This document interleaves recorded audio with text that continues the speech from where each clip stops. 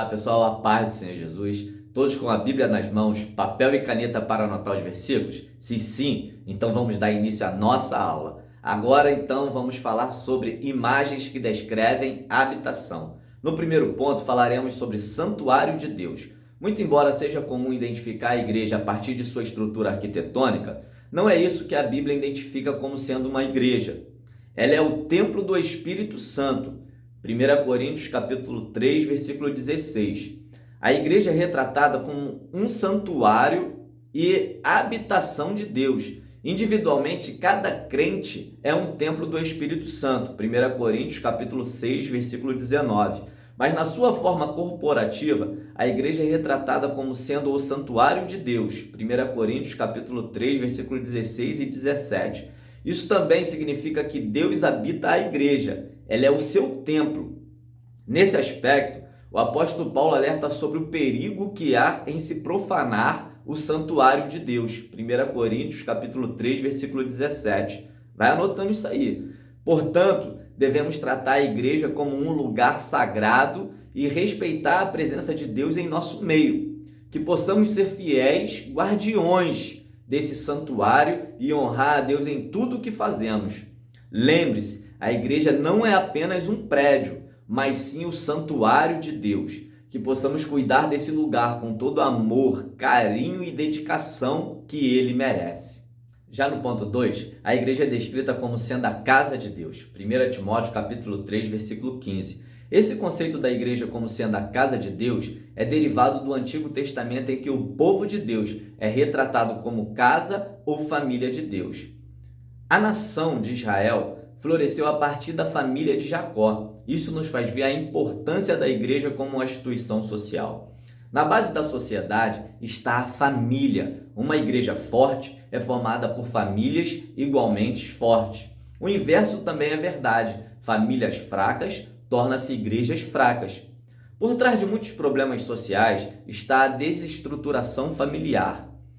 A recomendação de Paulo em 1 Timóteo revela que a igreja se orienta por um padrão moral que deve nortear o seu comportamento na sociedade. Então, uma igreja forte é aquela que se preocupa com o fortalecimento das famílias que a compõem e que está sempre atenta às necessidades daqueles que fazem parte dela. Precisamos nos esforçar para fortalecer as nossas famílias, para que possamos ter uma igreja forte e saudável, capaz de fazer a diferença na sociedade em que vivemos. Terceiro e último ponto, o privilégio de ser igreja. À luz do que estudamos nesta lição, podemos fazer algumas considerações, pelo menos 3. A primeira, a Igreja de Cristo é uma instituição formada por salvos que se relacionam com Deus e por isso fazem parte de seu rebanho. A segunda, a Igreja de Cristo é uma instituição formada de salvos que exerce uma função sacerdotal diante de Deus e perante o mundo. E, finalmente, a terceira consideração. A Igreja de Cristo é uma instituição em quem Deus habita e vive. É um privilégio fazer parte da Igreja de Cristo. Que honra é ser chamado para exercer uma função sacerdotal diante de Deus e do mundo. Que alegria é saber que Deus habita e vive entre nós. Que possamos valorizar esse privilégio e usar os nossos dons e talentos para edificar o corpo de Cristo e levar sua mensagem de amor e salvação para todos aqueles que ainda não o conhecem. Que Deus nos abençoe e nos capacite a cumprir nossa missão como membros da Igreja de Cristo. Posso ouvir um amém? Amém.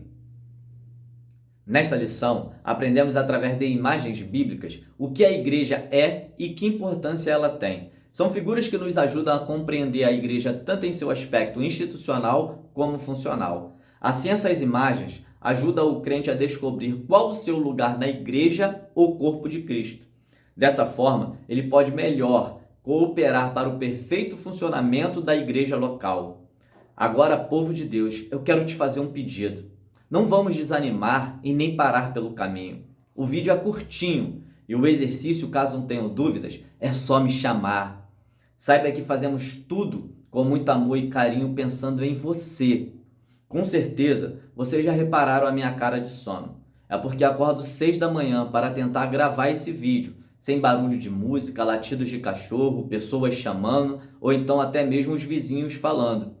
Temos que dar o melhor para Deus. Junto vamos avançar. Te espero na próxima aula. Que Deus abençoe a sua vida, o seu ministério e a sua família. No tempo 3, 1, 2, 3. Só o Senhor é Deus, só o Senhor é Deus, só o Senhor é Deus.